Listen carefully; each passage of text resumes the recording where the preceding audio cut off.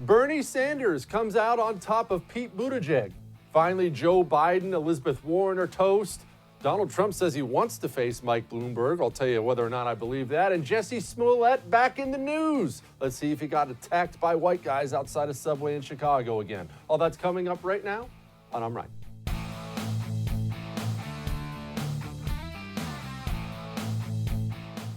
Oftentimes when there are crazy things, when there are changes in our environment, changes in politics, changes in the norm, we find it difficult to accept, and what we do is we deny it. We do this all the time. I mean, how many times have you seen technology change in your lifetime? And what's your first instinct? What are your parents' first instinct? I'm not doing that. That's going to go. Cell phones? That's never going to catch on. Social media, like that matters. We all say these things because we hate change, we fear change, and we like to deny reality when it's staring us in the face. I've told you several times that I think Mike Bloomberg now is going to be the nominee, and I do. I believe that. But is there a chance I'm actually wrong for the first time ever? Look at Bernie Sanders, ladies and gentlemen. He kind of won, even though they say he lost Iowa. He dang sure won New Hampshire. He's ahead in all these other states. He's now polling number one nationally. Are we all denying the fact that this is what the Democrat Party has become now? That he's not some aberration. There are plenty of people to choose from. Maybe the Democrat Party looks around now and thinks, I want the crazy old guy who's never combed his hair. He's not being treated very well by the media either. Here's Crystal Ball. I mean, I've been listening to the coverage here and other places that are like, oh, the race is a muddle and we don't know what's going on. The race is not a muddle. Bernie Sanders got the most votes in the first two states. Historically, the candidate that wins those two states has always gone on to win the nomination. And the truth of the matter is that his strength increases as you move out west to more diverse, younger states. He leads in national polls. He leads in Super Tuesday. Amy Klobuchar and Pete Buttigieg stand at 0% and 4% with black voters right now. So the fact that there's a muddle in that centrist lane dividing up that establishment vote is nothing but good for Bernie. The race dynamics are pretty clear at this point, honestly. Couple things about that. Obviously, we brought you that audio straight from a trash can. Hope you enjoyed that. And how cool is the name Crystal Ball?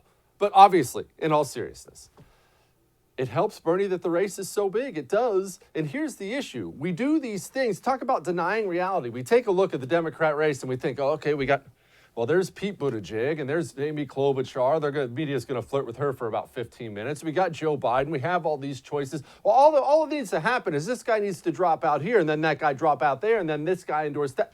That's not the way it works, ladies and gentlemen. These people never drop out when they're supposed to drop out. Part of the reason they're politicians to begin with is they're sociopaths with massive egos who don't do the smart thing because they can't stop looking in the mirror. That's just the way politicians are built. These people aren't dropping out. And as long as they're all there splitting up the moderate vote, whatever you make of however much of that is left in the Democrat Party, Bernie Sanders is coming out on top. And again, maybe it's not just about splitting the moderate vote. Maybe it's time to accept the fact the Democrat Party of JFK, even the Democrat Party of Bill Clinton is gone. We like to imagine that it's still there. I'm a Republican, and I like to imagine it's still there. I would love options. I would love to, not look forward to a Democrat being elected, but it's not the end of the world. Instead, now I'm scared to death. What if that old commie nut job actually gets elected to president? That's not going to be good. And don't make this mistake so many of us make by thinking, Bernie can't win. Look, I don't think Bernie can win either. But who's to say we don't have a massive global recession about a month before the election and the public freaks out? Is that out of the realm of possibility? A lot of these things are not in the hands of the President of the United States of America. Ladies and gentlemen, chance happens. Crazy things happen. Donald Trump was never supposed to be president either. So I don't like that this is what the Democrat Party has become. I really don't. And look, they're still denying reality. Here's this MSNBC anchor talking about Bernie's lost half his voters. If Bernie Sanders, though, doesn't run away with it, isn't this, he can't run away with it. Look, last time, 4 years ago, sitting right here, Bernie Sanders won 60% of the vote. We were sitting here and it came in at 60%. He's going to get half that if he's lucky tonight. And by the way, when he won 60% of the vote last year in New Hampshire, that was not enough of a launching pad to actually win the nomination. So the story of the Sanders campaign so far this year is how much ground he's lost from 4 years ago. He's lost half of his support in New Hampshire. He's lost half of his support nationwide. He ran at 49% against Hillary Clinton nationwide last time. He's running about 25% nationwide. So all that support has gone to other people. And so it is very difficult right now to see what the route is to winning the nomination through the primaries at this point for any candidate. That route has not yet emerged. It could easily emerge. But as of now, it's not there. Are you seeing? It amazes me how people who do this for a living, who do what I do for a living, constantly only see what they want to see instead of seeing reality. Well, Bernie's lost half of his voters. There were two candidates in the race last time. It was him and Hillary, and now he's splitting up the vote between 9,000 Democrat candidates, although they're apparently dropping like flies. Andrew Yang dropped out because there is no sanity left in the Democrat Party.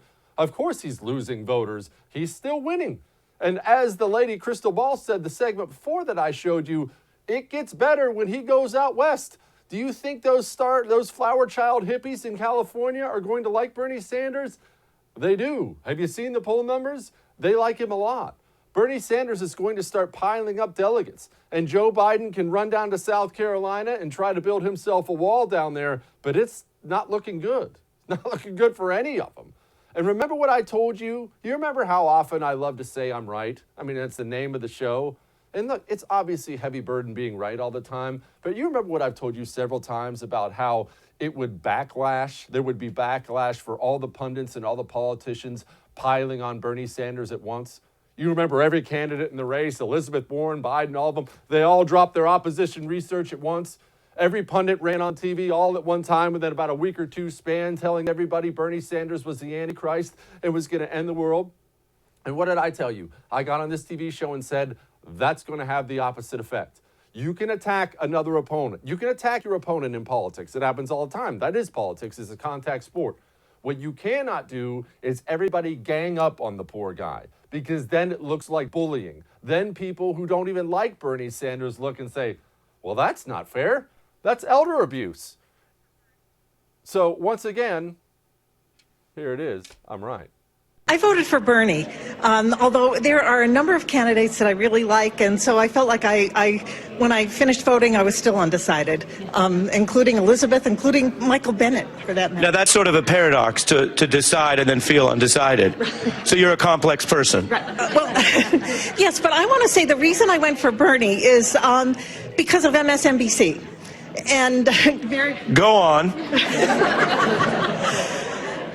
I think it is completely cynical to say that he's lost 50% of his vote from the last time when there were two candidates. Now there are multiple wonderful candidates who would be great presidents and people that I think that we can unify and get behind. But the kind of the stop Bernie cynicism that I heard from a number of people, I watch MSNBC constantly, so I heard that from a number of commentators, and so it made me angry enough. I said, okay, Bernie's got my vote. This is such an interesting point. What you're saying is, and we take criticism because we're journalists, right? We got to be open-minded. You're saying that hearing from people, whether it's guests, contributors, the conversations you've heard, that you felt were designed to tear down Senator Sanders or quote-unquote stop him, actually endeared him to you. Absolutely. Absolutely. I could have chosen several candidates, but that's what pushed me over the edge for Bernie. That's really interesting, and thank you for sharing it. See, I knew you were complex. That's a layered way to make the decision. Thank you so much. I'm going to do one more. I see you. I love being right. And it's not complex. It's not layered. That's how human beings are built. You remember I made this amazing analogy before, right here on this television show, but I'll make it again. If you have a boxer you really love, and he's fighting a boxer you really hate, and they get in the ring and they're duking it out, and you're like, yeah, get him. And then all of a sudden, 5 other boxers jump in the ring on the side of the boxer you love and start pummeling the boxer you hate. You're going to switch allegiance. The crowd would switch allegiance because it's human nature. Fighting is okay. Politicians going at each other, totally okay. everybody piling on one guy rubs voters the wrong way. You've seen Donald Trump's approval numbers skyrocket, especially in the past few weeks. Why? How? He's been impeached. I don't understand. Everything's the end of the world. Trump's the Antichrist. Trump's a monarch. That's why people react that way. Why do you think Donald Trump blew out Barack Obama, George Bush, and Bill Clinton's numbers in New Hampshire as far as turnout for an incumbent? Blew out their numbers. Because the more you pour gasoline on that fire of his supporters and pile on him, the more it motivates people. And Bernie's experiencing that same thing. Here's Bernie giving the ultimate wishful thinking speech. It's what politicians have to do about beating Trump. This victory here is the beginning of the end for Donald Trump. And what I can tell you with absolute certainty, and I know I speak for every one of the Democratic candidates, is that no matter who wins, and we certainly hope it's going to be us, we are going to unite together. We are going to unite together and defeat the most dangerous president in the modern history of this country. If I can say something kind about somebody for once, I know, don't fall out of your chair. It really is impressive, actually, how much energy Bernie has for his age. And what is he, like 150, 155 years old? And he's still, this is his second run for president, and the dude never stops. Trump does the same thing, and then you have people like Nancy Pelosi, who looks like she's about to fall over 24 hours a day. Everybody ages differently, but I think it's impressive that Bernie's done that. I also think people in the media are starting to wake up after these strong showings from Bernie. They're starting to realize we may have a problem here. Here's Van Jones. Bernie Sanders is a phenomenon. He doesn't get any attention. People don't talk about him. He just continues to rack up these big numbers, these big margins. And he's doing stuff that we don't talk about enough. He's appealing to young people and people of color, increasingly, and women, and the beer track voters that people talk about for Biden. They're showing up for Bernie Sanders. He's got an army of unbelievable donors. If anybody else had all that, we'd be saying, this guy's our guy. For whatever reason, we continue to talk about everybody but Bernie Sanders. Ladies and gentlemen, I think that's about to change. But I'm not changing my prediction. I said it would be Mike Bloomberg. I still say the nominee is going to be Mike Bloomberg. And if it turns out that I'm wrong, I'm just never going to bring it up again and act like I was right the whole time. Anyway, all that may have made you uncomfortable, but I'm right. We got more show for you. Hang on.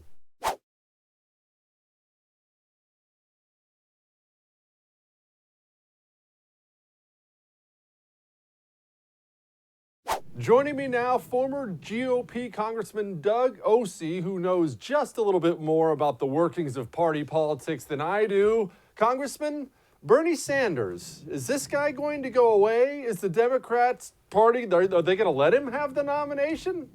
I think Bernie is up against the entire Democratic establishment that resides in the Democratic Party. They're going to do everything they can to stop him. They know that he is a pox on their chances up and down the ballot. And they're going to, like I said, they're going to do everything they can to stop him. Do you believe that? Do you believe he actually gives them a worse chance than other candidates? And look, maybe he does, maybe he doesn't. I think that, as horrifying as I think his message is, I think it's as appealing as, why is he less appealing than Pete Buttigieg? Well, Buttigieg isn't as well known as Sanders. Sanders is very well defined. Everybody knows Bernie is a socialist. He knows that he's going to grow the government every time he can. They don't yet know that that's the same view that Buttigieg has. So, again, the lower ticket ballot questions, like for House or Senate, that's going to be kind of like the fail-safe. People will vote for this or that candidate for president, and they'll say, well, I'm going to split my ticket here. And they'll vote for the other side. So I think Bernie Sanders' candidacy is very positive for Republicans. What happens within the Democratic Party when the people who are getting old, look, Nancy Pelosi's getting old. Joe Biden, obviously, his presidential campaign's about finished. These people who we've known, not exactly people I'm fans of, but these people we've known, and frankly more moderate, are almost gone. Do you think this radical, freshman class, the AOCs, the Ilhan Omars of the world, are they really the future, or is the party going to swing back and moderate a little bit? So this is a great question, because I don't think it's properly been examined. Is to refer to Nancy Pelosi as a moderate, it tickles me a little bit, makes me laugh. But what Nancy's trying to do and has tried to do and has done so far successfully is essentially ride the tiger of a very liberal Democratic caucus in the House of Representatives, which reflects the very liberal orientation of most of her new members, like Presley and Tlaib and the others. She is in a very difficult box because she recognizes that the American people will not support that kind of radical political policy. I mean, think about it. You've served overseas in the military. I've got family members who've gone overseas in the military. Everybody knows somebody who's gone overseas on military deployment. Not a single one of those people is interested in having somebody say that those deployments to protect freedom overseas are going to now be essentially discounted because we're going to adopt socialism here. It's a very difficult question for the Democrats to get past. And I wish the election was like next month for the general, because the Democratic Party is so fractured right now as to which socialist vision is going to prevail. One of the thoughts that I had leading up to this conversation was what happens with Klobuchar and Bloomberg. So Klobuchar, she's not a threatening personality. People like her personally. I mean, she's kind of fun to have at your house, if you will. She's a threat to Donald Trump. Bloomberg's the same thing. Sanders, Buttigieg, Warren, they are not a general election threat to Donald Trump because they're so far left that the people will not vote for them. What happened to Joe Biden, in your own words? Obviously, in my opinion, stick a fork in him. He's done. I mean, you can't.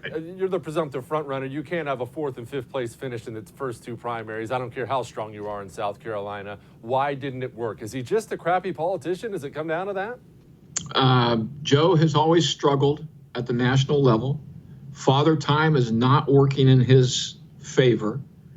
I'm sticking a fork in Vice President Biden until after South Carolina, because just as these various candidates have very socialistic tendencies in this or that area of policy, the only one who tends to connect with minorities is Biden. So if he gets discounted and you've got Sanders and Buttigieg and Klobuchar and Warren all still surviving, to where does the Hispanic vote go? Where does the African American vote go? They have no home if Joe Biden's not there, because these folks, with all due respect, Sanders has very little appeal to African Americans. Buttigieg is an unknown quantity. Warren is, in my opinion, struggles with an element of anger within her personality. Biden's the only one who's ever made any effort, any connection. Bloomberg's on record saying some rather atrocious things. So where do the minority votes go that have been the bulwark of Democratic victories? They're not going to be excited. So if Vice President Biden falls to the wayside, that's a huge chunk of votes that's not going to show up. Yeah, it'll be interesting how that turns out. Former GOP Congressman Doug Ozzie, thank you so much for giving us a little bit of time today. All right. Thank you. I'll see you soon. We got a lot more show for you. Hang on.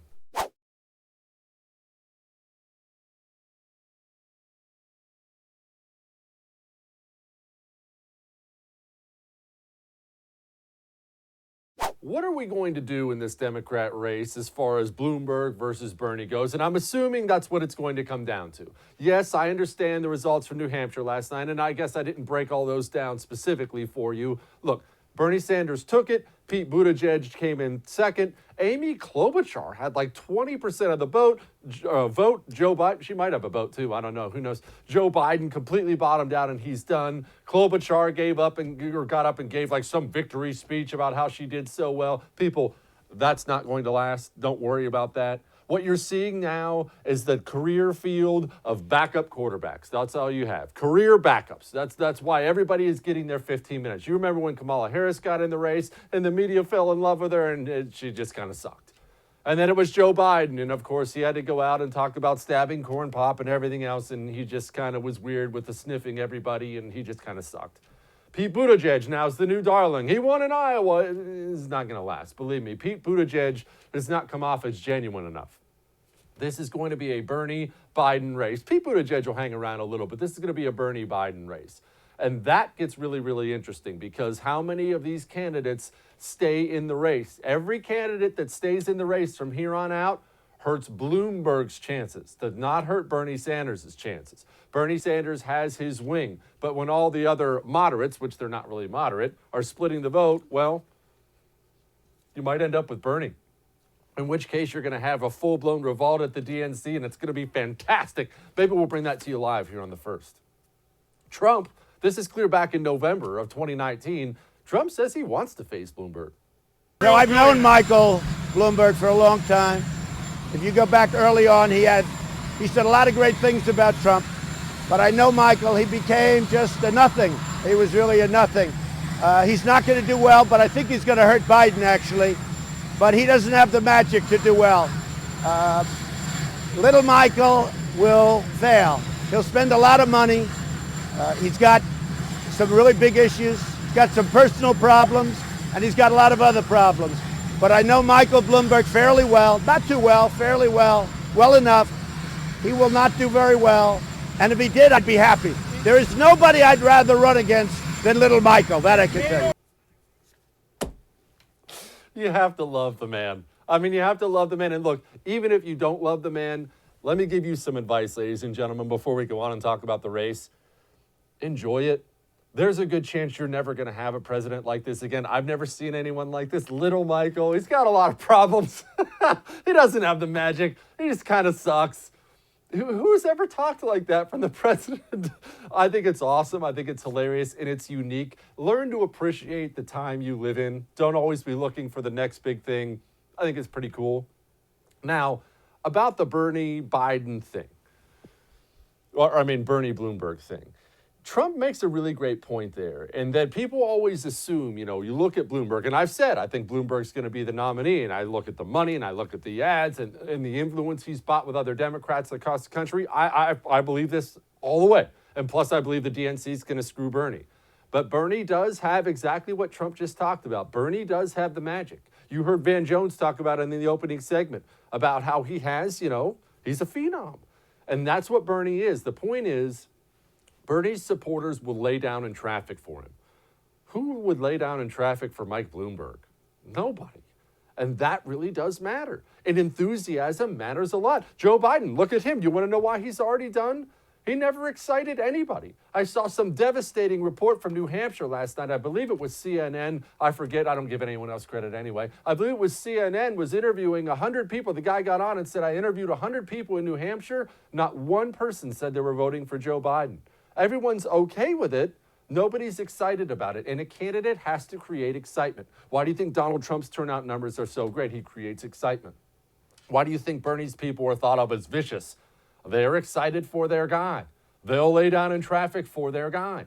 And that's going to be an issue for Mike Bloomberg because, look, you can write all the checks in the world and it can buy you a lot of things and it could buy him the nomination. But, man, it really helps to have people who love you. In the end, it's more important than money. Anyway, Joy Reid and Nicole Wallace have thoughts. There is a sense with Bloomberg, not that he'll break any rules, but that he'll go high and he'll go low. He talked about, porn and a cheeseburger and a putter being in his brain. That was our friend Tim O'Brien, too. And you cannot beat Trump unless you hit him where it hurts. And the bottom line is, number one, you can't beat showbiz without showbiz. And Democrats don't understand showbiz, even though all of showbiz is on their side in Hollywood, but they don't understand showbiz. And the other reality is, if you want a Democrat to win, they have to know how to fight like a Republican. That's right. He's a Republican. He used to anyway. I don't know about all that. We can talk about Bloomberg understands entertainment and understands about showbiz. When have you ever seen Mike Bloomberg? What does Mike Bloomberg understand about that? Trump understands showbiz because he came up in showbiz. And look, it's one of those things, even all the money in the world can't buy you that either. It can't buy you a personality. So I'm not backtracking. I'm saying Bloomberg's going to win it. But look, even when Bloomberg smiles, he looks like he just took a nice pull of some sour milk. That's what he looks like all the time. But we'll see how it plays out. All I know is the more they crash and burn, the more excited I am, ladies and gentlemen, because you do realize the second term of Trump, very likely the result of that's going to be a conservative majority on the Supreme Court for 20 years, 30 years. That's why they're desperate. That's why they're freaking out. So the New York Post, always has some good headlines out there for you. They had one on Joe Biden that says, "Say it ain't Joe." Look, when you die in a race, when you're dying like that, like Joe Biden is dying on the vine, when they start, circling the body in the water, they really, really come for you. When they come for you, they come for you hard. And when he doesn't win South Carolina, and I predict he will not, because look, there's no way he can cuss out enough voters in the next 17 days to win in South Carolina, they're going to destroy him. And then once they destroy him, then the donors start bailing on him. And look, we can complain about money in politics all we want. Oh, money shouldn't be in politics. That may be the case, but money matters a lot, people. Money's how you pay those staffers. It's how you keep the campaign offices open. It's how you buy the TV commercials, the mailers. It's how you fly around the country. If it's not coming in, you can't go on. Anyway, Joe Biden, well, he's never been known to be flawless on the campaign trail. Here's him talking about Iowa and Nevada. It is important that Iowa and Nevada have spoken. Iowa and Nevada did not speak. Iowa and New Hampshire spoke. And look, this guy, he does this on the campaign trail all the time. He's in Ohio. He's calling it Iowa. The guy is just not good at this. But we all remember those bad lip reading videos that were hilarious. People used to do them, or some guy used to do them about the NFL all the time, where they would put out, a video of Tom Brady sitting on the bench talking, and they dub it over with a voice that really wasn't what he was saying, but it looked like that's what he was saying. Somebody did one of Joe Biden, and it is pants-wetting funny. Enjoy. Here's your cyborg. Think a bug just went in my ear. Whoa, who do you have in your basement? A fan of custodians? Custodians? Yeah, those who wipe it down or mop up our sneezes. I think I hurt my brain and now it's reversing. Peacocks. Riding my motorcycle. Hey, give me a Coke. Someday I might get a butt tattoo. I know you're both bored as heck. Mitsubishi to that girl. And you guys have a bunny? The internet is exempt from honesty.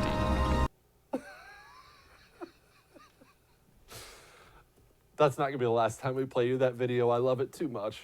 All right, don't forget we still have another guest. We still have Jesse Smollett. All that's coming up. Hang on.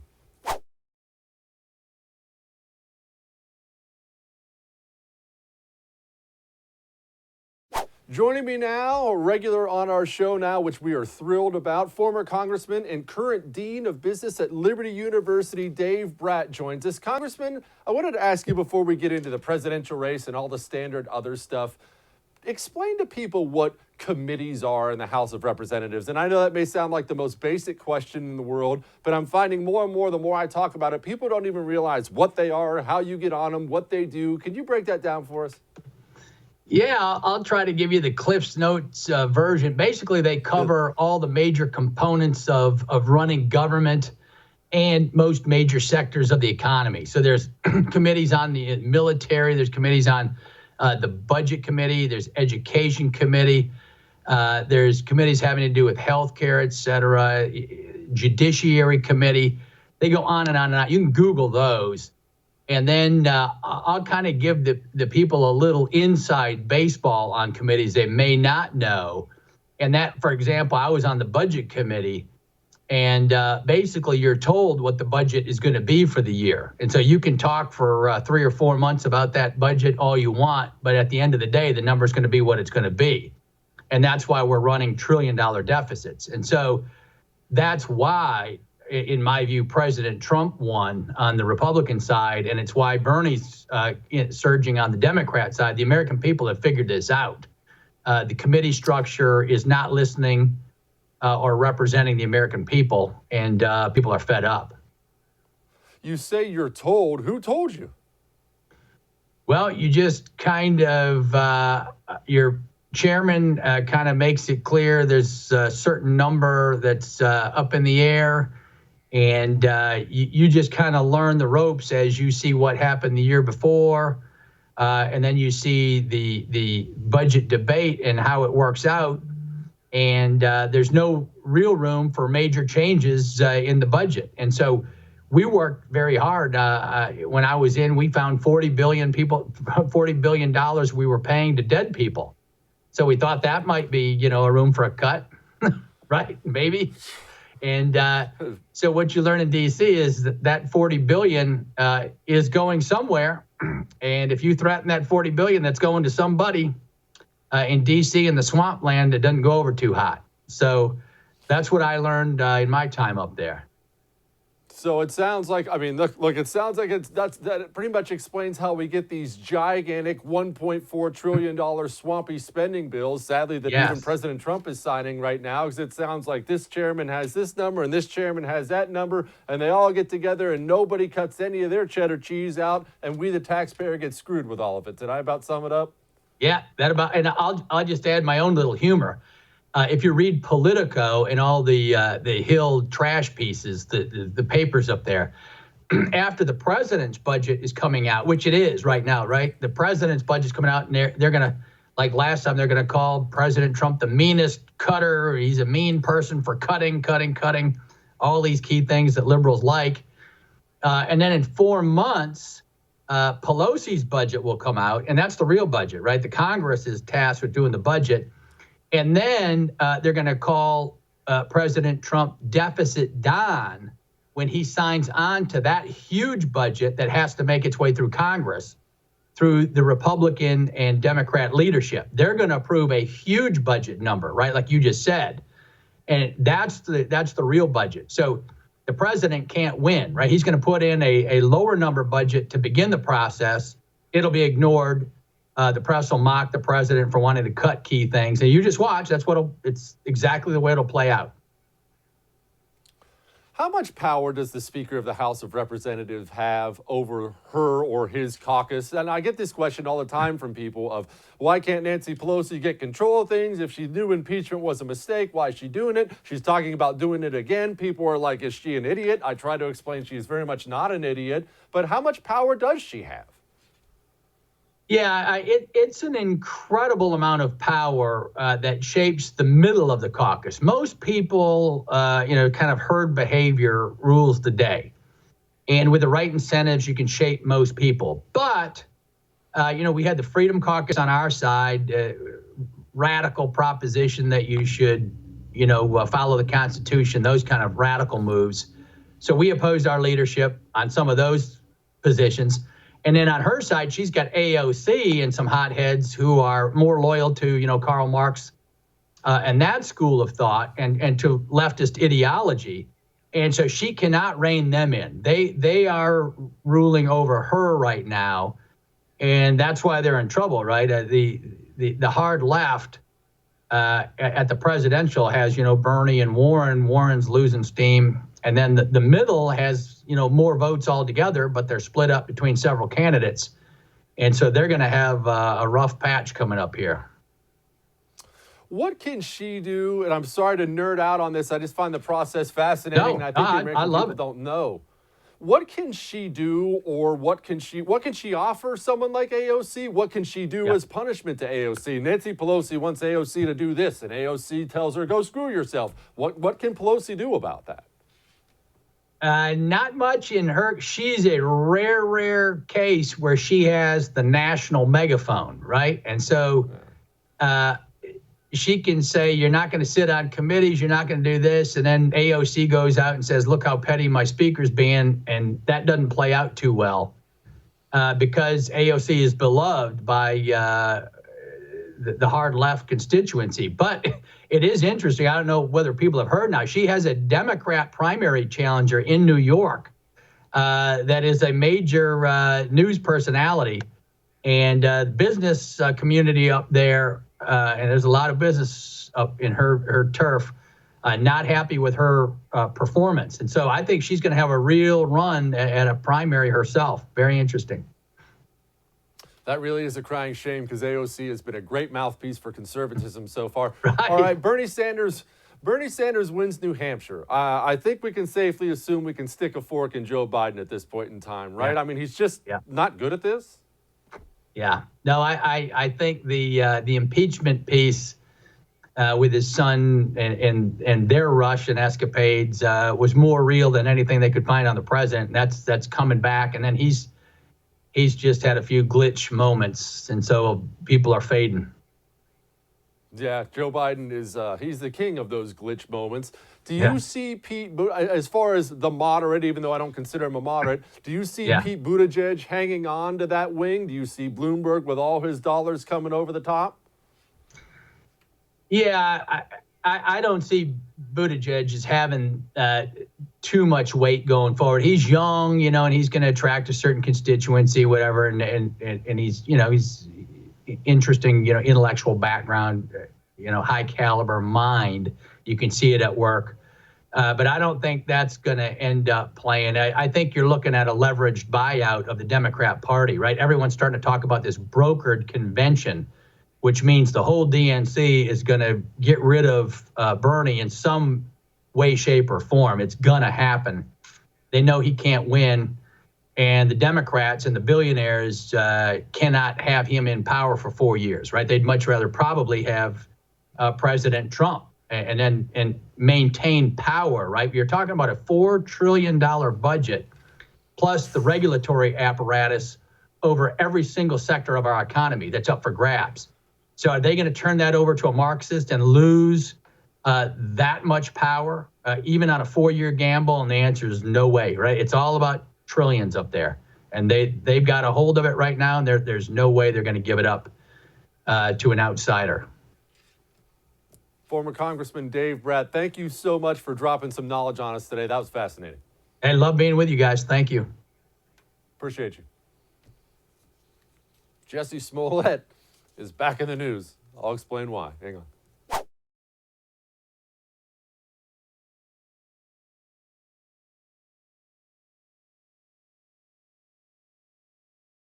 Well, it looks like Jesse Smollett did not get off scot-free after all. He's been indicted on 6 counts. He'll appear in court on February 24th, and we all remember exactly what happened. Jesse Smollett calls the cops with a noose still around his neck and makes up some horribly stupid story about him going out to Subway at 2 a.m. in the city of Chicago and a couple of white dudes yelling, "This is MAGA country," start beating him up.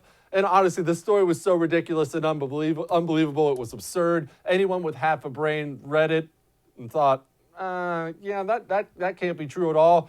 Everyone except for Robin Roberts, though. I heard, as I was crossing the intersection, I heard Empire. And I don't answer to Empire. My name ain't Empire.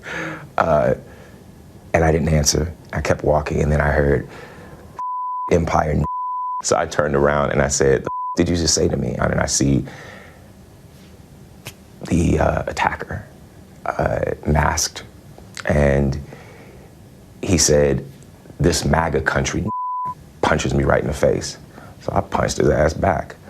And then we started tussling. It was very icy, and we ended up tussling by the stairs. fighting. There was a second person involved who was kicking me in my back. And then it just stopped. And they ran off. And I saw where they ran. And the phone was in my pocket, but it had fallen out. And it was sitting there. And my manager was still on the phone. So I picked up the phone and I said, Brandon. And he's like, what's going on? And I said, I was just jumped. And then I look down and I see that there's a rope around my neck.